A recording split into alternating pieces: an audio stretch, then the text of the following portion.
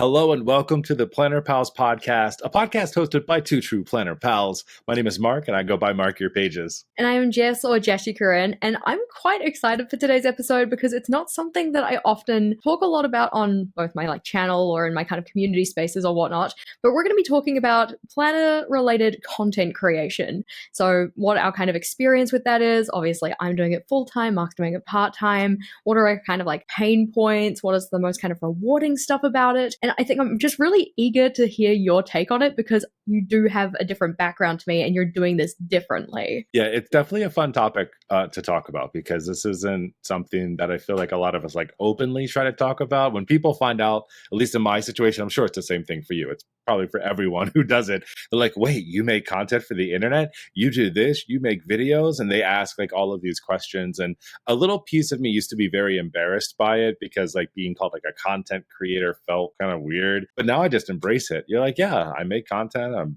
working with bullet journals and pens and stuff that I love. But our situations are very different where I call it a full-time hobby versus a full-time job, which is what you're doing with it and making it into a full-time career. So today's topic should be most excellent. I'm really excited to dip into some of the questions. Yeah, I think that awkward point that you talked about, I definitely still get that. And I probably don't do myself any favors with regard to this because people are like, oh, what do you do? And I'm like, I make videos for the internet. And I'm like, you can't leave it at that because then they're like, oh, really? It's like, no. What kind of videos are you making? Yeah, my scandalous wrist up in here, hide that. Oh my gosh, nobody needs to see it. But because people don't, it's not necessarily a commonly done thing. I mean, I know there are plenty of jobs out there that aren't commonly done, but a lot of people do have a lot of interest about it, but they also kind of be like, but how do you make that a job? How do you make money off of that? And so it's always kind of interesting having to talk them through this idea of ad revenue and memberships and affiliate sales and all of this kind of stuff because most people just have no clue about it. But because we've been doing it for such a while, it's just oh yeah, that's just a commonly known thing. There's a lot that goes into it, 100%. And I can start from why I started or where it started, because I started not knowing a whole lot necessarily about the space. I feel like we're seeing a lot more people want to be YouTubers or be content creators or social media influencers or streamers, right? That's definitely become more of a thing that is known. But I didn't really know what it was going to become when I started it. I knew that I wanted to do something around it, but I never really had a topic to kind of talk about. I didn't think my individual life was all that interesting to be like a vlogger or a blogger just to talk about my day to day. And I also didn't feel fully confident talking about user experience design or graphic design, or really felt like I knew enough to be telling other people about it necessarily. So when I started bullet journaling, or I guess I should say before I started bullet journaling, I was already consuming content online because I was doing my research about it, trying to understand it more. And of course, when you do that, you start to see the more popular people or people who are posting more often about it doing that. And I'm thinking to myself, okay, well, this might be a thing that I could at least start to share about and talk about it. I'll be 100% honest with you, Jess. When I first started, I thought it was going to be a meteor superstar shot to the top kind of experience because I was like, I don't see a lot of guys in this community. So I'll be one of the only guys actually talking about it and doing this. So it'll be overnight success. It has been an 8-year journey just to get to where I am right now. And I've had to learn everything I know along the way. There is no book. Probably is a book, but I didn't read it. I'm pretty sure there are a couple of books, but yeah, I didn't read them either. I do actually have a book about YouTubing on my shelf now, and I also haven't read that one. So there's definitely different ways to go into it. And I do have a background in broadcasting. I was a radio DJ for a number of years, so I had no problem in talking and speaking. Now, the video in front of the video thing, not super comfortable with whatsoever. So a lot of my early content, my early videos even, will just be of my hands. I didn't show my face even on my YouTube channel and not even on my Instagram channel, probably for a number of years. And then I finally was just like, hey, I'm a person too. do. I'm more than just this bullet journal, and started to bring myself out a little bit more. But early on, it definitely just started with me sharing my experience in my bullet journal, what I was doing. I started to try to mimic what else I was seeing online from creators. So I was watching people do the plan with me's and set up their bullet journals. And again, when I started doing this 8 years ago, we just talked about that last episode. We've been doing this for 8 years.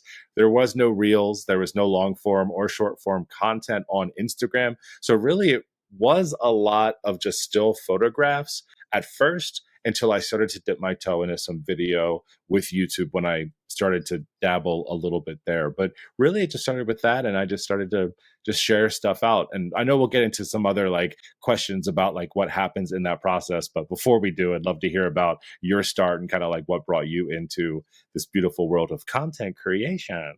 Content creation. Oh my gosh. You said like is it a trigger word? I'm gonna call it a trigger word. You said influencer, and I'm like, oh my god, no. I fully embraced it. I mean, the truth of it is, I think there is very kind of dark side of the internet influencer where you're just touting crap to make money. And I think there's definitely a space where people are listening to you and they're trusting you and making decisions based off of that. So I just accepted that I am influencing people when talking about stuff that I love, but I don't like the negative side of it because I don't want to be that person. I do want to be able to share and save people money and introduce them to cool things, but I'm more excited about them like getting something and loving it than I am about them getting it because I told them to, you know? Yeah, no, 100%. I do think that there's just like, I know it's probably just all in my head, but I have a very negative connotation with the word influencer, and for seemingly no reason, because I'm usually pretty good with separating those kind of feelings from most words. Like, for instance, the idea of trigger, we have like the trigger list, which is a type of layout you can put in your journal and such. And I know a lot of people do not like that because of the kind of more like commonly used version of the word trigger nowadays in terms of like mental health, PTSD, that kind of stuff. Whereas trigger list is really just used for the idea of triggering or prompting an idea for a brain dump. But influencer is one of those ones that I still get really caught up on for some reason. And it's probably because when people call me that, I don't really see myself as that. So there's this like kind of disconnect. But in terms of getting started in the world of content creation, I would consider my start to really be more like an Instagram start. So it started just, sharing my pictures on there of the layouts I was making and such, slowly getting ever so slightly better at taking photos. My gosh. The way that I used to take my pictures, first of all, disgusting, but I used to have a shelf that I don't even know where I got the shelf. It was like a spare shelf from something that we had in our house. And I would take the shelf to different places in my home and take photos on this shelf because I'm like, then my background is the same consistent color. I can put it in the right lighting, all of this. I thought I was like a genius. I've like hacked the matrix here with my shelf. But oh my gosh, looking back at some of those pictures, it left a lot to be desired, let's put it that way. So getting into videoing though, that kind of came, I don't know, is it about a year, maybe a year and a half after I kind of started actively taking Instagram seriously. And just like you, seeing creators online, living like a passion point, effectively, like being able to do this thing that they really enjoyed and loved and share it with the internet and stuff. I didn't necessarily start with the intention of this is going to be my full-time thing kind of a thing, but more so I could do that too. Like, why can't I share videos online about journaling? It's like a big passion point for me. I would love to share my ideas with other people. So why don't we do that? I tried to start off kind of simply. I was like, okay, we're just going to do one video a week, set the bar really kind of low, make sure that you build up that consistency. I got to my second week. I'm like, this is ridiculous. We need at least 2 videos a week. So since then, it's been 2 videos a week at the very minimum for almost every week since 7 years ago when I formally started the YouTube channel. It is absolutely incredible. I remember starting myself and I didn't know anything about anything. I think I just had my phone.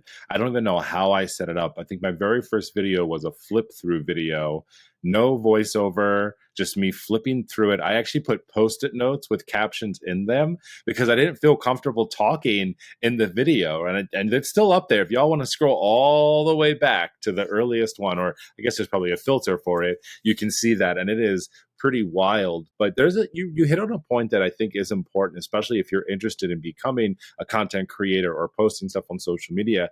There is a lot that you have to learn as a part of that process. You might already be somewhat good at it if you're a person who takes a lot of photos and you do some color correction, if you know, record video and maybe edit some stuff on your phone. But having not a lot of experience with me, it was the same thing. Like, how do I get the photos to look right? So you're looking for the right apps for it to be able to figure out how to do that. You try every freaking app in the world until you find one that you love. When you're editing video, did all my video editing on my phone for the first several years. It wasn't actually probably until, I want to say maybe 3 years ago or so, maybe 4 max, when I actually started to use cameras and lighting. And that's a whole other thing you have to learn. When you go from using your iPhone as your main camera to an actual video camera, you got to worry about ISO and levels and lighting. And when you don't know anything about it, you're just always learning. And that's the one thing I do love about it, though, for me. Others might not, but I love the continuous learning that has had to happen as a part of the journey too. It just makes it that much more interesting. Yeah, and I think it's interesting to kind of like consider, you know, started at the bottom, now we're here type things. Like the amount of kind of little skills that you've picked up along the way. I think that's definitely one of the most rewarding parts about it, is just the knowledge base that you start building around your craft is very impressive. Like, I still don't necessarily know what ISO means, but I know how to set it. Like, I don't know what white balance means, but I know how to fiddle around with it so it looks kind of good. Oh yeah, there's a lot of stuff that when you're not a professional videographer or photographer, you're right. These are terms that you hear. I have them written down somewhere because I remember when I first started, I kept a little log of like all the shortcuts for the different programs I was using, all the words that I needed to learn. And luckily, there are some amazing other content creators online that do exactly that, teach you how to set up a background or a space, your lighting, the best things to edit your videos in, how to set the right photography. I've learned so much from others too. And that's also what I hope that I offer people too as a part of what we're doing, is that they're learning from me as well. Not that I'm making creator focused content like the others are, but even picking the right notebook, using the right pen, how to use certain pens. I think fountain pens for me have been an area of interest, obviously, but teaching other people how to do that might be interested, like that's really fun for me as well. So there's a lot of positivity to learning and then sharing that back with your audience as well. Yeah, I would fully agree. I mean, like, coming from a teacher background, like, that's what I'm traditionally trained in or whatnot. And getting to still use the skills that I had through that role, but now in a different space. Like, rather than teaching to a classroom, I'm teaching to the viewer at home or the planner pals or whoever else, the team.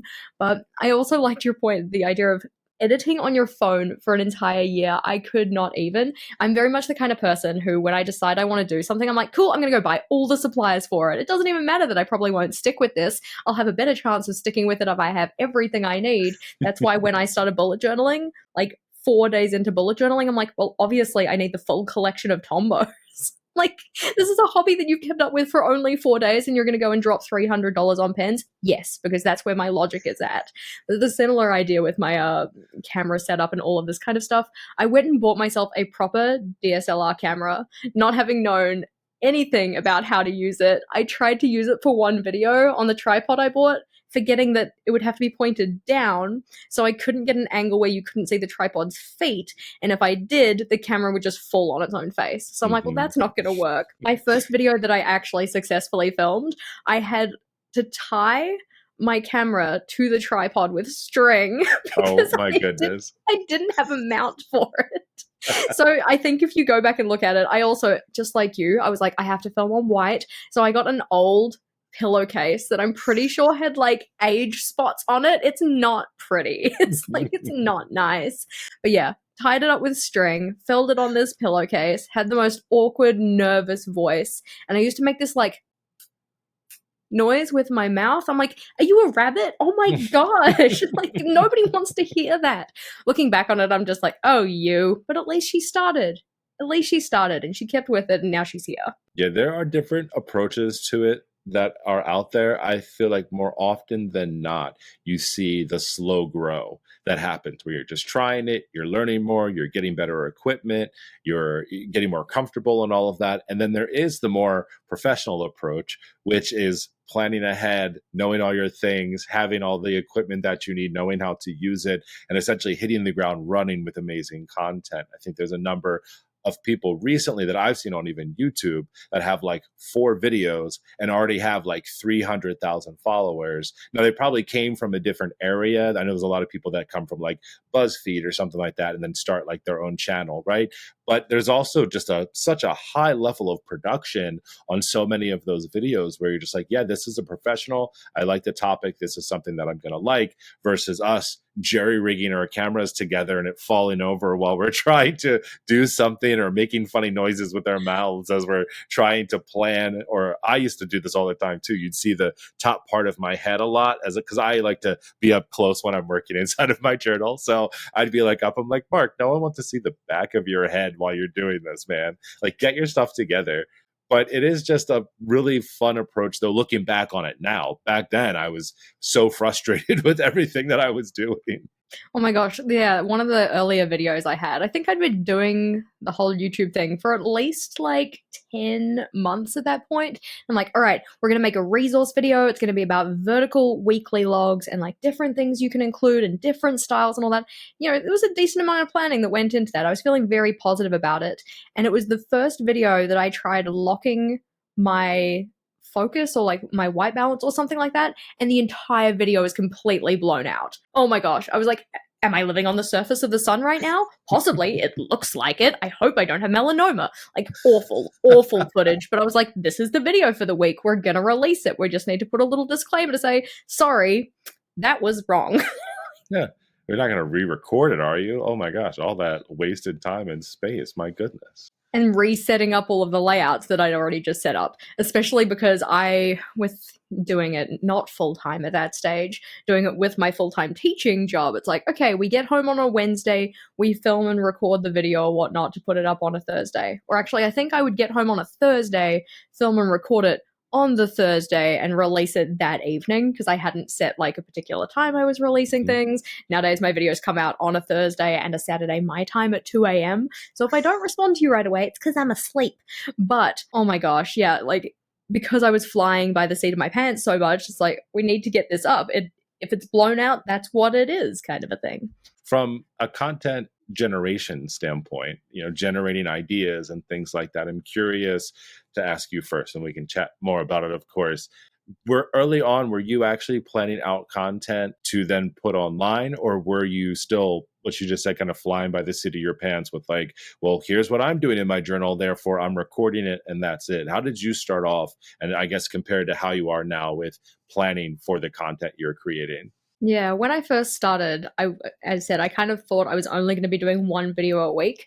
So it's like, all right, well, we can do like the monthly setup. That can be one that we kind of do. And I'd written myself, you know, ages in advance, several months, if not years in advance, like, oh, if I ever start a YouTube channel, these are the kind of things I could talk about. So I already had a little, very small, not even a well, more like a little bucket of ideas. So I started pulling through those for the most part. But going from that one video for the first week to 2 videos in the second week and there on out, I decided, okay, well, one of those videos is just going to be my weekly plan with me. That's the one that happens on a Thursday. So then if people wanted to use it for inspiration or whatnot, they have a little bit of time in advance of when they would, in theory, be setting theirs up, they could use it.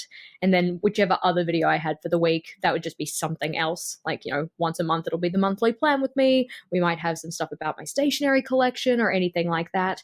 I didn't plan it too far in advance outside of just keeping my little bucket of ideas, and notably didn't run out of ideas. So that was pretty good.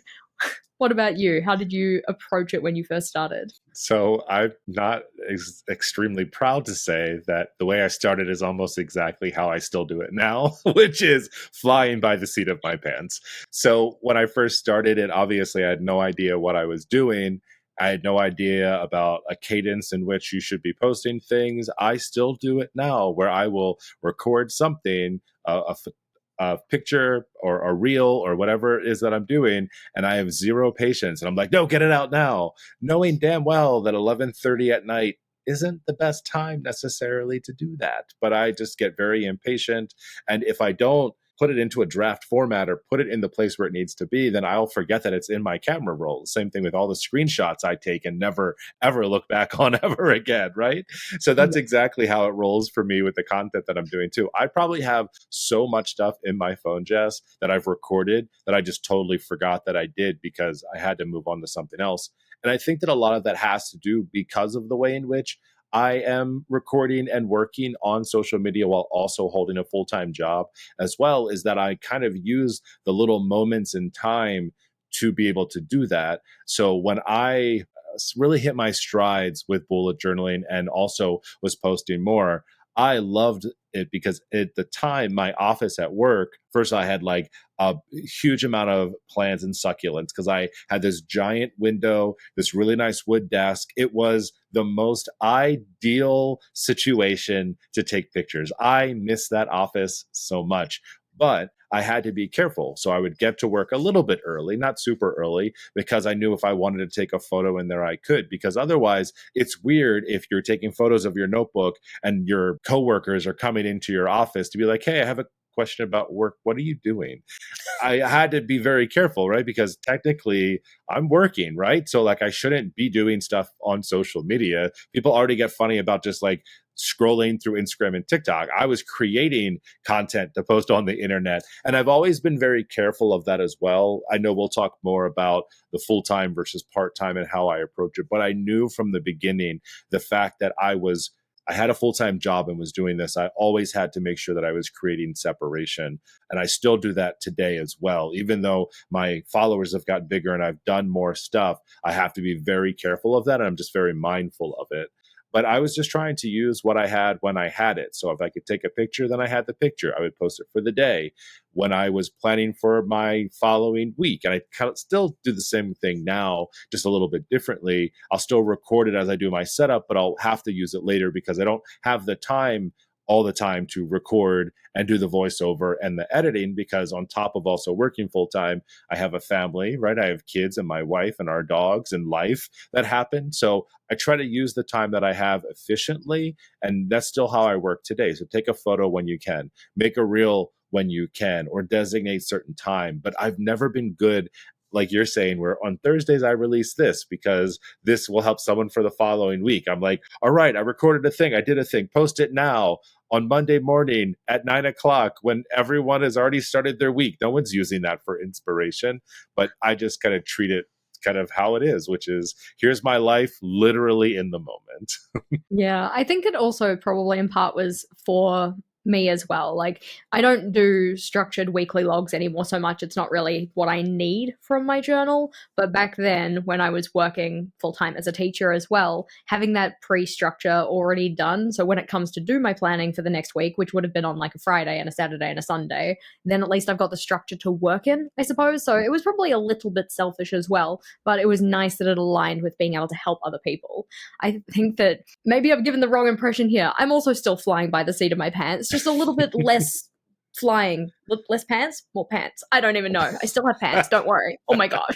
I mean, we can't see below the waist, so we don't know what you're doing down there, Jess. Yeah, it's all party down there, guys. It's all party. But in terms of the like process that I kind of use now, one of the perks that I have for my memberships on YouTube is knowing in advance what my calendar is going to be. So that kind of holds me accountable to personally knowing what my calendar is going to be. I do put the little proviso that's like, subject to minor variations, but I do stick with it for the most part. It also means that when I do those bigger videos where it's like, 50 ideas for ABC, 27 ideas for XYZ, like I have some more time to be able to think through what ideas I could have, set them up, then record and then edit the video and get it out just the day before it's supposed to release.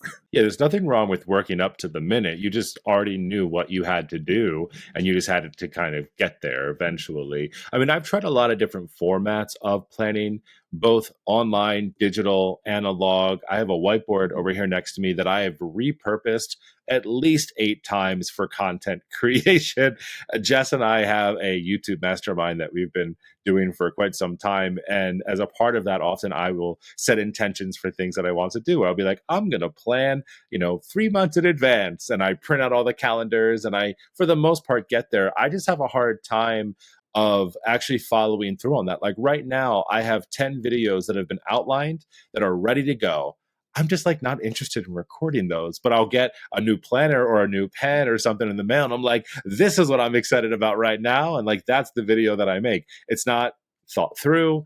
I'm flying by the seat of my pants as I'm doing it. I'm talking as essentially I'm experiencing it for the very first time as well, which luckily people find entertaining. I'm very lucky for that. But I've just never been good at like following through with the plan, even though I've planned several different ways. Like Notion has all the details in it. That's where I kind of finalize things somewhat, so to say. But I have sticky notes over here. I have another journal over here that has stuff written in it. I have stuff in my phone. I've been better about bringing it into a singular place, but I just kind of feel like, however it happens, Mark, it happens. Yeah, most of my planning is done via Notion, mainly because things can change and then you can move them around without crossing a bunch of stuff out. Also because it has that functionality of like being able to write your outlines or whatever, and saving URLs if you have any inspiration pieces that you want to link to in the description box or anything like that. I do find that doing that planning digitally is just better for me. Technically speaking, I guess I do have some of it in my planner, but that's more so just like checklists of stuff that I need to do, so that then once it's done, I can cross it off and have that little kind of dopamine kick, like, yeah, I did the thing, huzzah, let's go do more things. But for the most part, I've been using Notion. Oh gosh, it's been a hot minute. Many moons have passed and I've been using it, and so I've gotten really kind of established in that. But in this kind of planning system of pre-planning the videos at least a month in advance, typically speaking, I find that that's like the sweet point in terms of, okay, I have enough of an idea of what I've got going on in the month. I have enough of an idea of what I might actually be interested in releasing, that I can kind of just make myself do it. I do appreciate the idea of just kind of waking up on a Monday and being like, you know what, today I'm going to record about XYZ because that's where my passion is. But I feel like people might get a little annoyed at me because of they've come to expect a certain system, I suppose. Not to say that that your system is quote bad or anything, because it's obviously working for you just fine. Follow your joy, all about it. It's more so just because of what I've got so far or done so far, and the things that people are kind of expecting, either in terms of the type of content or the scheduling of the content or anything like that. I like to be reliable in that way. I like to trick myself into thinking I'm reliable, and this is one of the ways I trick myself. Something that I think that maybe you don't realize because you're in it, right, is that the amount of work that you have put into it, though, I feel personally has paid off, because your community is probably one of the strongest communities out there, the least that I see. People will go to fight for you. They will go to do whatever they need to. It's just part of their day to day. But I think what's great is that they know your schedule. So there are times where people will be like, oh, I have this question. And there'll be someone totally random. They'll be like, oh, Jess has this. She published it on this date in this place. Or you can always find a new video of hers on this day on her lives. And I was just like, this is awesome because people know what to expect. I'm sorry, but no one knows what to expect from me. I've been trying to do lives and I'm like, 8:30 in the morning, my time. We'll see what happens. And people are like, I'm asleep because I'm on the other side of the world, or on, the different coast where it's 4 hours behind where I am. It's just one of those things, though. I have to use the time that I have, though. So that's the time that I have before I start the workday and no one's here and it's actually quiet. I'm sorry if anyone can hear the pounding that's happening upstairs. The dogs have decided to play with something, a bowling ball perhaps, while I'm recording this today. But when there's people around and everything else, it's no bueno. You can't really do a lot. So utilizing the time also that I have where there's not a lot of noise is kind of important too, as you're kind of figuring that out. But I think that's also why I just try to do it when I kind of can. And I want to, in my heart of hearts, to make things consistent and, follow through all my ideas. It's just my poor little ADD brain just won't allow me to. I think that the consistency also kind of comes with a cost as well, though, because when I was doing it as a kind of side hustle, side gig type thing, as a full-time teacher, if you're a teacher, you know how limited your time is. Oh Lord. And then if you try and tackle a whole bunch of YouTube video making and editing and recording, all of that on top of it, doesn't really leave a lot of time for other stuff. So for a good chunk of 5 years, I don't even know how long, probably 5 years, roughly. What was life? What is sleep? Who is she? I don't know. I made a lot of sacrifices in terms of things that other people would deem to be essentials in their life.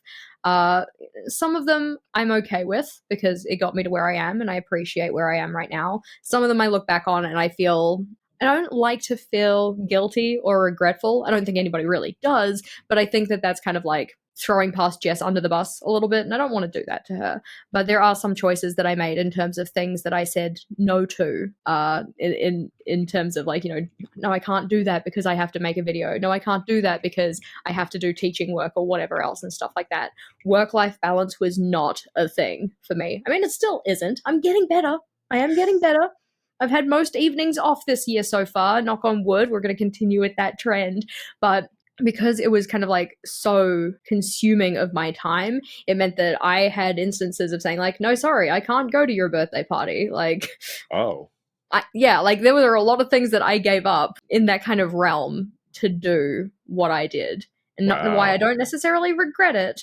Mhm. I do think that if I had my time over, I would have made my choices a little bit differently. Early for me, it was difficult because I really wanted to succeed in it. So I know what you mean. You want to put your all into it.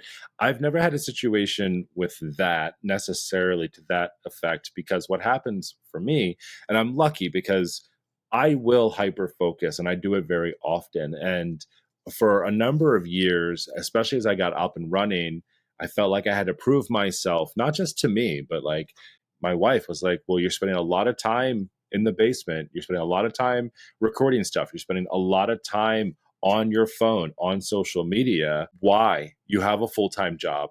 Like, what is this actually doing for you? And early on, it was doing nothing for me. It was costing me money to do it versus where now it's still not. I wouldn't say I break even, but the idea now is more that I'm benefiting in other ways that do make it worth it, especially on YouTube as an example, right? When you're first starting off and you're making your videos and you're doing that and you're not monetized, you're technically working for free, right? Your time, your resources, all of that, you're pouring that in with the hope that enough people will watch your content and you'll get enough subscribers to your channel that eventually it'll start to make money through ad revenue. And everyone is a bit different. I don't know how much you're making on there, right? But I'm not making like a crap ton. Like December was my best month yet, and it was nothing compared to I'm sure what other people are doing. But I always have to remind myself, first off, I have a full-time job. This is a hobby for me. So anything extra is fun money, right? I was just talking to someone yesterday about it. I was like, the perks of it for me is that if I want to go to a hockey game with my family, we're not digging into our savings to go to this hockey game. I have some extra money from affiliate sales or YouTube stuff or whatever that might be. Not all the time. I'm not making anywhere close to like my normal salary. Because someone asked me the other day too, they're like, what would it take for you to become a full-time creator? And I was like, back in the day, I would have said if I just made enough, the same amount of money as my salary to do that. But now I know it's so much more than that because you essentially are an entrepreneur. You run your own business when you're a content creator. It is not just taking pictures and making videos. There's a whole back end of this that people don't really realize. We can hit on that in a second when we talk about what people don't know about content creation, right? But there's just a point where you do have to kind of overcome that. And depending on your living situation, your social situation, work, other obligations, you do have to sometimes make those choices. And in your case there, like you said, you don't regret it necessarily, but like you said, I've had to say no to things because I felt obligated to do X, Y, and Z. For me, I've just always had to keep in mind, and again, I was trying to hit it on earlier that I'm lucky my wife will call me out. She'll be like, you're spending a lot of time on that. You need to calm it down. And I won't even realize it because I'm just so immersed inside of what's happening that I do need sometimes for someone to pull me out a little bit and be like, okay, and I'm like, you're right. Like trying to do 3 videos a week for a hobby is not it. Like, take it back a step, my friend, because this isn't your livelihood. This is for fun. So I think just trying to balance that out for me was really important. And I still deal with it every single day. I've become better about it, but it definitely was harder early on. Yeah, I definitely know that there was a period there where my relationship with Vogel suffered because of not necessarily content creation by itself, but content creation paired with teaching and the kind of like all consuming nature of it, I suppose. It left very little time for other people and other things, including time with him. So there was a period where he's just like, I feel neglected. And I'm like, you know what? Fair. I've been neglecting you. That is not a lie. And having to kind of like take a step back and consider how I could kind of like readjust my I'm not going to say necessarily priorities because he was still the priority. It's more so just like a how my actions reflect my priorities in that respect. Well, let's talk about we talked about some of those like things we have given up. Let's kind of flip the coin for a second and talk about kind of the benefits of it. Anything that has happened for you specifically that you feel like has been like a really cool or joyous moment that you're just like, yeah, this has afforded me the ability to do this, or this to happen. I think that the main thing is probably just like fulfillment in terms of like making an impact, I suppose, is knowing that there are people out there who have watched my videos, seen my ideas, applied them in their own journal, and they're getting real measurable outcomes from that. That's always really nice. You can take it from that kind of sense as just like, I know it's happening, it's fine. But anytime you actually get a comment or a message or something, or like people respond to my email newsletter or whatnot and say like, yeah, this tip really helped me out, thank you so much for sharing. I'm just like, oh, such a good moment. One of the ones that I recently got, because for this year, the first half of it at least, I made a giveaway journal that somebody won, just like random comment picker. And the comment that was picked was somebody saying, oh, if I win this, I'm going to give it to my daughter. And she sent me a picture of her daughter opening it around Christmas time. And I was just like, oh, it's so good. The joy on her face when she's opening it up and looking through the pages. And I'm just like, this is why I do what I do, is like knowing that there are going to be people out there who are going to be able to take the ideas, run with them, make them their own, live their most creative, productive lives, all of that kind of stuff. And we get free product. That's also great too. I was going to say, all of your ideas were very wholesome. I was like, mine sound very selfish when you come No, down I had to start it. with the wholesome thing, right? You have to do that. It's like we feel like, oh, I don't care about the subscriber number. I'm like, you do. Don't lie to me. I know that you care. I care about Free Stationery as well, but it's also just nice to, have the community we're building and know that we're making an impact. But what do you reckon, Mark?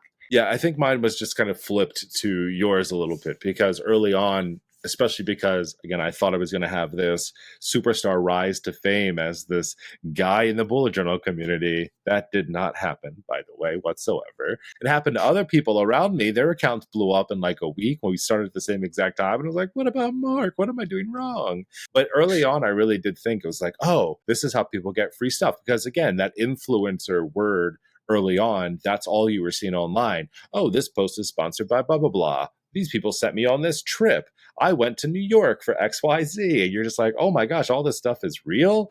You get out there and you're just like, yeah, those people that do it full time, like I said, you're an entrepreneur. You are chasing after your money all the time. If you're not trying to find someone to sponsor it, you're chasing someone to actually pay you, because that's another hard thing that people don't tell you about with invoices, that people don't like to pay them on time. Luckily, I feel like I've surrounded myself with good people, but that's a reality, though, of it, especially when it's your livelihood. You have to think about that. So I would say, like, early on for me, like some of the big moments were like the first time that a brand reached out to me and wanted to do something and partner with me and send me something.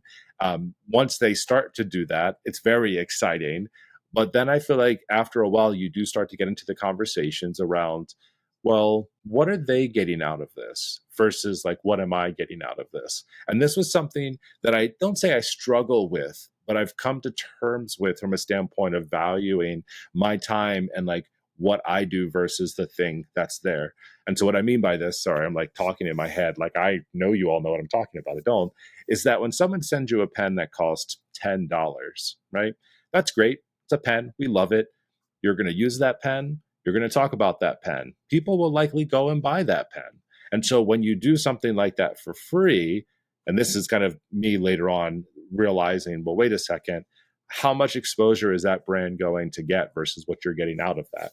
A lot of brands will say to you, oh, well, this is exposure, and more people will see your content. And you're like, cool. But if I'm doing this full time, exposure doesn't necessarily put food on the table. So again, from a hobby perspective, I wasn't overly worried about it, but I was still interested in understanding how other people were getting brand deals, working with Micron and other brands like that, where they were getting thousands of dollars to create content. I was like, I want to do that. Why don't they contact me? It was definitely cool getting those kinds of things. Now, for me, there's been some other like really cool things as of late that have happened. But again, this is 8 years of me doing this. Getting sponsored by Zebra to Go Wild is probably still one of the highlights of my life. Together, like in this social media thing, that was amazing. Going there and doing that, meeting people face to face, like that was amazing. definitely creating the marked notebook with Archer and Olive was another big moment for me. And the one thing that has come out of this more than anything that I'm realizing now is the community that I've been able to build around just having fun with stationery and what that is. It's just taken me a while to get here because, to be honest with you, I don't think I was necessarily comfortable with myself in this space, kind of knowing what I was talking about and like what my angle was, so to say. It wasn't until recently that I just decided, like, this is me. So you're getting what I am. I'm not playing a character. I'm not, leaning one way or the other based off of who is paying me what. Like, this is just my life in stationery and having fun and talking about it. So the community and people who are on the same page as me have been really awesome. So it's a little bit opposite where you're like, yeah, all this free stuff is great. But the community was here first. I love when people talk about things that they love. It's kind of all these things together. But I definitely would say, like, that first time someone acknowledges you, now I know that everyone says they love your content and they've been watching you for years, even though they haven't been.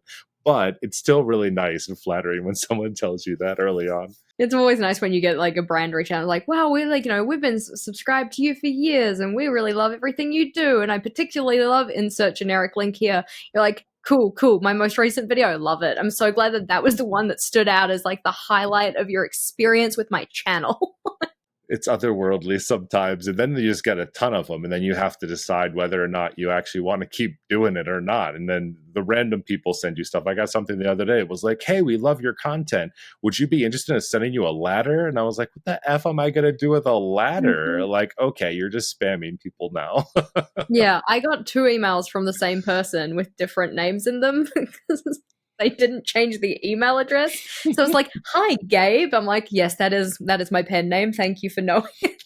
It's just like, we want to sponsor you for blah, blah, blah. And I'm like, I have no interest in what this is. First of all, I'm bad at responding to email in general. I know that's a fixed mindset. I'll get better one day. I'm not good yet or whatever, but I am not good at responding to email already. And any email where I have to try and like word a response to say as politely as possible, no, I don't want to sponsor your woodland botanical nature creams or whatever. I'm like, girl, no, I use Clinique. That's all I use. That's all I'll probably ever use because I found the one thing I like and I'm going to stick with it.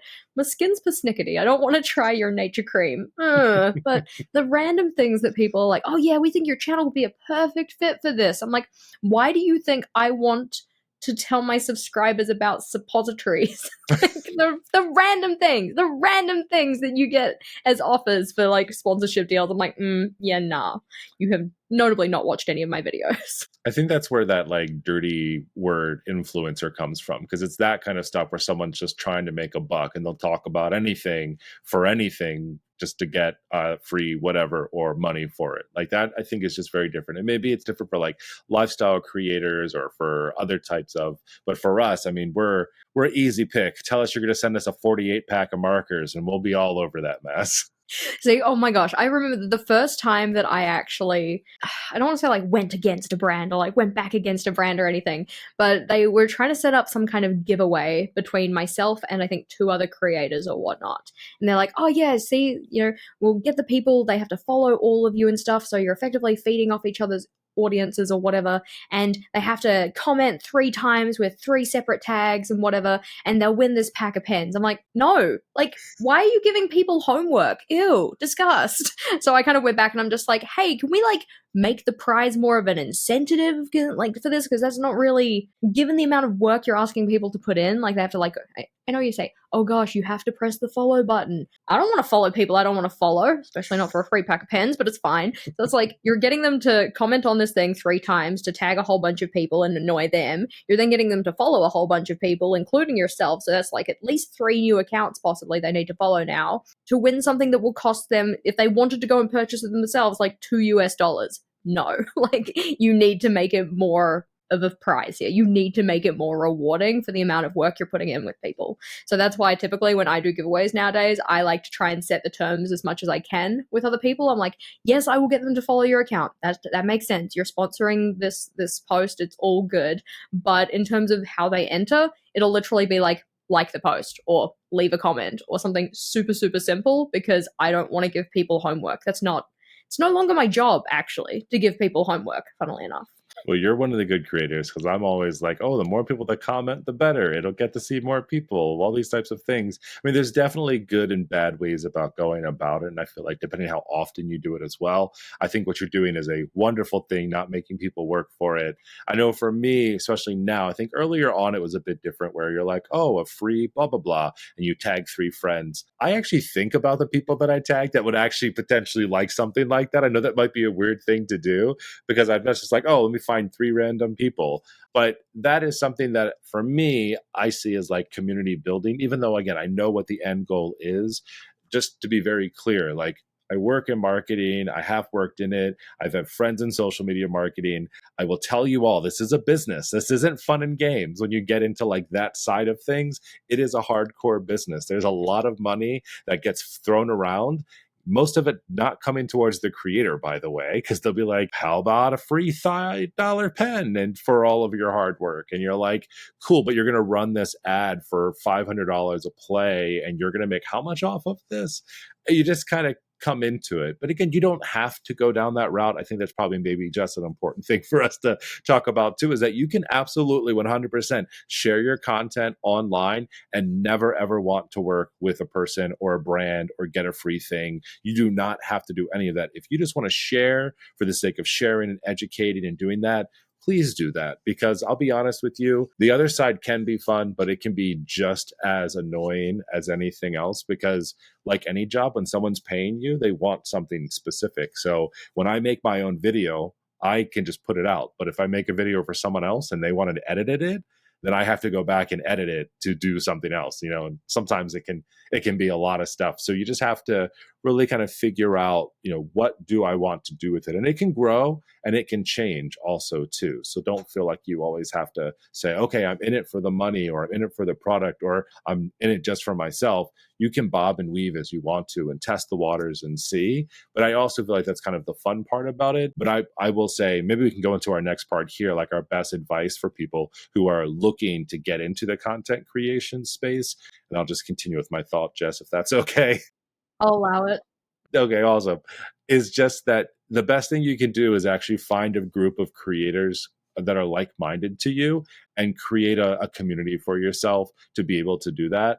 I can honestly say, and this isn't blowing smoke, Jess, having you as a true Planner Pal outside of the Planner Pals podcast has been amazing. I feel like I've learned a lot from you. We've been able to share a lot. We bounce off of each other really well outside of the, fun stuff that we do. Just when we have serious questions and serious comments.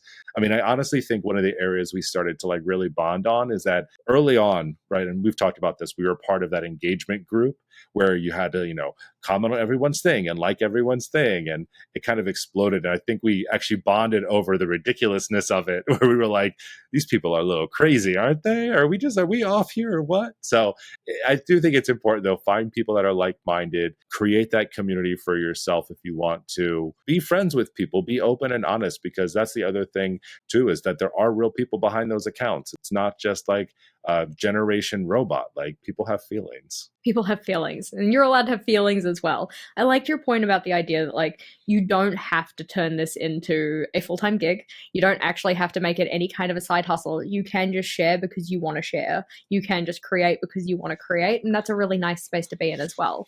I think that identifying your own personal purpose behind why you want to make content is really important, because it informs how you proceed. Like, if you want to turn it into a full-time gig, then yeah, you're gonna have a different process for how you do things compared to people who just like want to share on the internet or whatnot. There's probably a lot more freedom with just sharing compared to trying to turn it into something that's going to make you money. But I think that by identifying that for yourself and kind of, knowing why it is you do what you do means that you set your metrics of success more appropriately. Like, if you don't want this to be a full-time thing, then it doesn't matter how long it takes you to get monetized. It doesn't really matter how many people are watching either. Like, if it's for your own creative fulfillment and stuff, and like, filling your creative well and feeling like you're spending your creativity in a way you want to, the way you define success is going to be different to, like, say, me, who, would like to be able to bring in some income so that then we can afford to live in our house. That would be nice, kind of a thing. So my metrics of success, the way that I am defining success for myself, is going to look different to somebody who's doing it just for funsies, kind of a thing. I also think that in terms of like going out and making content and all of that kind of stuff, be open to being a learner. It takes a while to figure out what you're doing. And we're still learning, right? Like we talked about before, we're still figuring out how to make things better or faster or like more engaging or anything like that. There is a lot of resources online available to you for being able to learn those skills. So when you identify something that you're like, I'm not very good at ABC, there's something online for you. There is definitely something online for you. You might not know the exact keyword to go and search because you're new to it and you haven't really experienced it yet, but you will figure it out and you will find it. Play around, have a go with things, and let yourself take the risks to be a learner, make mistakes, and learn from them. One of the best advice that I ever got from videos was actually from a video creator, Ben Johnson, I believe is his name. He's the one who taught me how to use lighting, because he had a video, I forget how many people, millions of people have watched it, because he really does, like how to take it from like crap to like better. And one thing he talked about was just always improving on the next video. And his was specifically around gear and lighting and things like that. And that's one thing I've always done. One of my favorite videos that I like to cringe on is actually one of my very first videos where I showed my face and I introduced myself, because the setup is hilarious. If you go back and watch it, I have this big whiteboard on my desk on one side. The light there is no light. It's atrocious. And my favorite part of it is I had a little cardboard bookcase with some journals in it. And I had one of my plant glow lights behind it to give like the glowy effect that was there. So it's just this like very small little purple globe around it. And I thought it was the setup. I was like, I'm a YouTuber. Like I'm here. I figured it all out. But then when you start to like really learn about lighting and how it works and, the right camera settings and all of that to make it look good, you just make those incremental upgrades. So like I'm a big person on that, especially with the gear. It is not cheap. So, get a nice camera, get one light, then build on it if you want to. Or again, if you want to be that like perfect setup, collect all those things first and set it up and learn how to use them and then go into it. But I like the learning as you go. It's more fun to look back on. Oh, 100%. It's actually kind of fun being able to look back on your early videos and be like, oh, yep, the camera's swinging. That's because you tied it up with strings. Kind of thing. Also, don't use supplies as a barrier to entry. Like, if you've got a phone, you've got enough. Like, I've heard about people literally getting out duct tape and duct taping their phone to the underside of their table so that they can that perfect top-down shot. Heck yeah, go forth. The best part about a phone is that it records the video and the audio. When I first started, I did not have a microphone for my computer at all. My computer's microphone was either non-existent or completely shocking. So I was like, absolutely not. We're not using it. So I would record videos of like just me holding my phone just at the desk, talking into the microphone so that I had some audio. I'd then take that file onto my computer, split the audio out, and then just edit with the audio so I could voice over all of the video clips that I'd already done. Or I would try and do it at the end of filming my video, especially when I was doing those weekly kind of setup ones. I'd like film the setup or whatnot, and then I'd just kind of sit there and be like, okay, what did I do? And just kind of like try and remember and dictate to myself what I had done so that then I could use that end of the video clip and just take the audio off of that and put it over the top. But there are ways forward with this. You do not need fancy equipment. You don't need a fancy setup. I remember when I first got my first kind of like desk camera holder thing. It was just effectively like a big bulldog clip. It's what it looked like. And a soft bulldog clip though, because we don't want to hurt the phone. A soft bulldog clip on this articulating arm or whatnot. And the gooseneck? Yeah, exactly. And it worked so well. It came with a light of some description, one of those ring lights. So I used that for a little while, eventually upgraded that or whatnot. But that meant I had these two things like clipped to the side of my desk so that I could position this so that I could have my top down shot. But gosh, I'm so glad that I have a setup that's easier to work with now, but it took me several years. Like a year into my process, I got a mic that was a real mic. Told myself, I'm like, you're not allowed to buy a microphone until you prove to yourself that you're actually for real doing this. So I got myself a mic after a year. And then it took like, I'm going to say like 4 or 5 years until I actually got a proper camera. All of the videos before then were just done on my phone. Mm-hmm. I mean, the technology has grown in leaps and bounds. I'll be honest with you. I could probably take better video on my phone than I could with the camera that I have. I'm sure the camera could do amazing things, but my wife even has like a DSL camera that she was using like from years ago. And I remember I tried to record a video, but I think it only recorded up to like 720. I was like, my phone can do 4K. Like, why would I? It's just crazy how fast technology has improved on itself. And you're 100% right about the microphone. And I'll give everyone a little tip if you want to do this, because I actually learned this in broadcasting school. Your closet is a fantastic place to also do voiceovers, because your clothes will deaden any echoing or other noise that are going on. And if you don't have a proper closet, a thick blanket will also do a great job.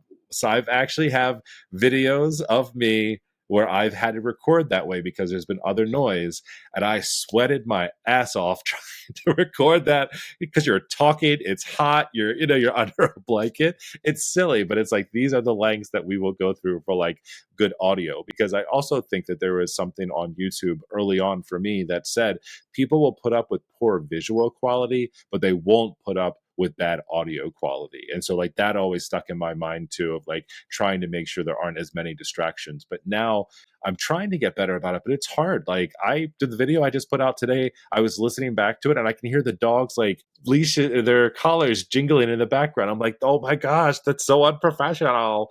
It's probably very minor, but still, it's just like little stuff like that I do notice. Yeah, no, I'm very much the same. I have this thing where, like, when your house just makes house noises, like a creak or a crack or a groan or anything like that? I'm like, absolutely not. I don't live in a house like that. I will re-record. I re-record so much. Like, I've gotten better because I've used to re-record way more. I still re-record heaps though. It's like my monitor arms will every so often make a like crack noise, and I'm like, sounds like somebody broke their arm. I'm not gonna have that in the final footage. I had one video in particular where somebody was like, I was wondering what that mumbling was in the background, and it was Vogel, and I was just like, how can you hear that? I didn't even hear that. People will notice the weirdest things, but for the most part, they actually don't notice the majority of mistakes that we make. Most of the time, we are going to be, our own biggest critics or whatnot. We're going to be a lot more harsh on the final product than a viewer is.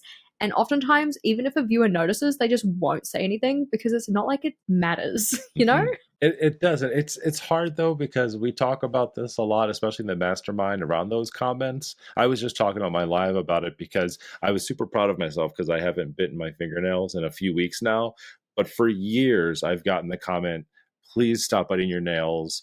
Your nails look disgusting. I can't watch this video anymore. And then like over time, you're just like, well, I can't help it. Like I've been biting my fingernails since I was 7 years old. Like it's actually really hard for me not to do that. But recently, I've been learning about some new techniques, and especially like working towards like an official diagnosis for ADHD. And like you start to learn that these are all things, these repetitive body movement things that I've been doing. I've just been trying to be more aware of it. So there's like a point of the comments where you're just like, it is hurtful. Don't get me wrong. Like, trust me, I know that I do it. That's not a surprise to me, but it does bother you though, like again to the point now where I've like kind of reacted. I know it's not good for me. I know that I've hurt myself by doing it, right? Like I know those things and I'm getting better at it. And people actually talk about like positive things. The community has been so helpful on like things that they've done for it, which has been great. But there are just some of those comments that stick with you. I was telling a friend of mine yesterday, we got into a whole conversation around like content creation and like what it's like and the pros and the cons to it. So it was perfect setup for this conversation, Jess. He had said to me, like, what's been like the one comment that has stuck out to you the most, like throughout all the years? And I was like, oh, I know exactly which one it is, because the person had responded to a video that I did a setup on. It was pretty detailed setup. And he said, I would rather chew marbles and crap glass than do what you just did inside of your journal. And I just remember reading that for the first, it stuck in my head. That was very early on, but I will never forget that comment. But again, that's why I like to tell people all the time, like, be mindful of what you're writing on the internet, because there is a person on the other side of that screen that could affect. Again, like, I'd like to say like, haha, it's funny now, but I took that very seriously. I was like, maybe I should stop. Like, this person doesn't appreciate it and I'm wasting everyone's time.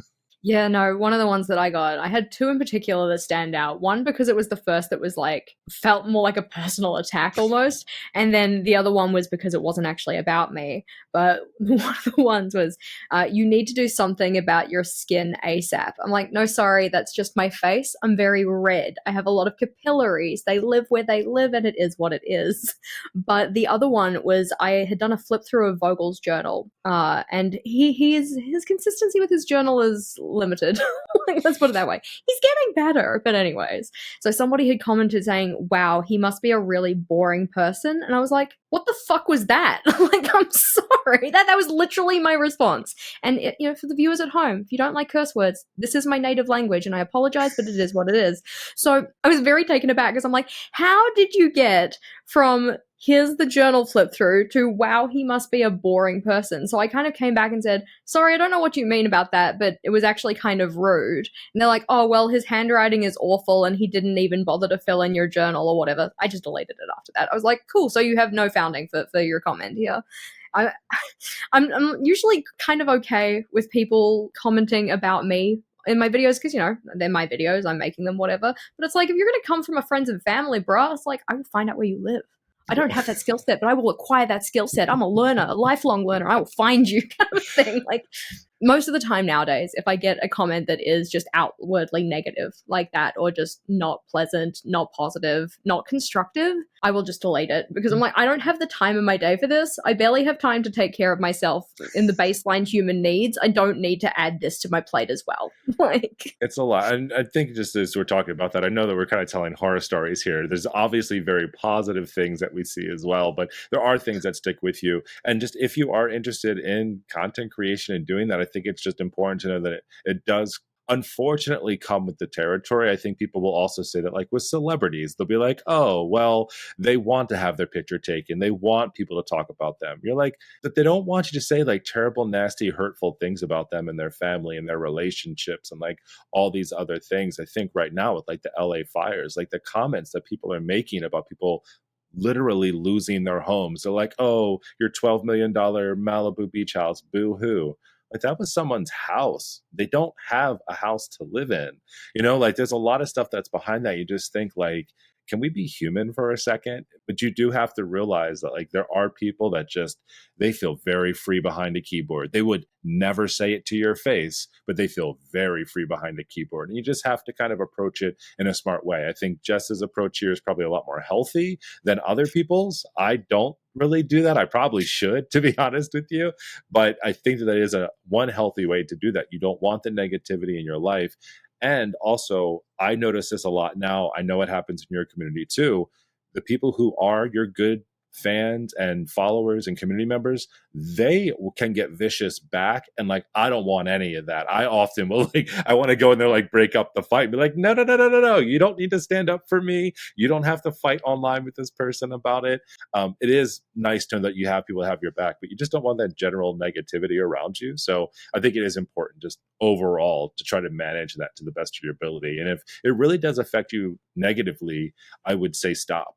Like, I know it might be a hard thing to do, but if you're having major issues with it, you should stop and not do it anymore. Delete the apps. I mean, you can also just turn off commenting. Like, if you are sensitive to those kind of things to the extent where you don't think you're going to be able to handle it, if and or when you get a negative comment, just make it so people can't comment. You could also possibly get somebody else to field your comments before you go in and check them yourself. Like, I know that there is a filter for like held comments and such in the back end of YouTube. Typically those are for like spammy things though. They're not necessarily for negative things, but you could figure out some kind of system where it's like, hey, friendo, can you check my comment section before I get in there and see if there are any that maybe I don't want to see or whatnot? Not to give other people homework, but still. I find that nowadays I've got a bit of a thicker skin. I've always kind of had a fairly thick skin, haha, bullying in childhood, that'll do it to you. But in terms of, being able to read those and kind of say like, oh, I am so sorry that you were having such a shitty day that you felt the need to comment this to me. But thanks for taking time out of your day to do it. Delete. So also, if we think about it in terms of like safeguarding other people, like other people will, like you said, Mark, come to your defense, which I very much appreciate. I love that you're on my team. Thank you so much. But it's like, I don't want to add that stress to you and negativity into your day either. Like you have enough things going on. You have enough things to worry about. We don't need to worry about negative Nancy here who thought that she could get up on her soapbox and rah rah fight the power, all of that kind of stuff. Take it somewhere else. I don't need to hear it. Neither does anybody else. Yeah, it definitely is something you have to just be mindful of. And you have some really good tips there, Jess, to be able to manage that. Well, Planner Pals, I would love to hear from you this week. If you've ever been interested, or even if you are content creating already or you have an account, what questions you might have or comments even around this general space. It doesn't have to necessarily be like a question for us, but just generally like, what have you been curious about? Or if you are doing it, what have you found to be like super interesting about the space as well? You can always comment on the videos and the podcast as well and let us know what you have out there. I just love the general communication and conversation that happens in the chat and in the discussions, Jess. It's just, I just read through it like a book sometimes. It's super fun. You can also email us as always if you'd like to, plannerpalspodcast@gmail.com. And of course, over there on that Instagram, Planner Pals Podcast, we'd like to have some fun sometimes too. I'm very looking forward to hearing about what you guys have to ask or have to say about that topic because, as said, this is like kind of like my life, and also it's just something I'm very interested in, and I don't really get to talk about it very often, so that's probably why this episode's a tad on the longer side. But in terms of our topic for next time, we're going to be having a look at inspiration in the planner community, people in particular who have inspired us, things that maybe we've brought into our system as a result of seeing them from somebody else, anyone we've been seeing around the block and thinking, ooh, they're a person to watch out for. I'm very curious to hear who your people are, Mark, because I know that the people you follow and not the people I follow all the time. And so you always have some really good inspiration sources. No, I'm excited about it too, because there are, and not to say that we don't follow the same content, but also the difference between some of the things, because I have a lot of like inky pen friends that I'm big fans of and creators in that space. And I know that you have like a lot of reading journals and like other things that I don't even touch inside of there. So I think we will be able to provide you with a lot. So grab your journal and a pen next time, write it down. We'll put it in the show notes for you too. But I'm super excited to share more people who inspire me, because there's a lot of people. It's going to be a good episode. But for today, Planner Pals, thanks for watching.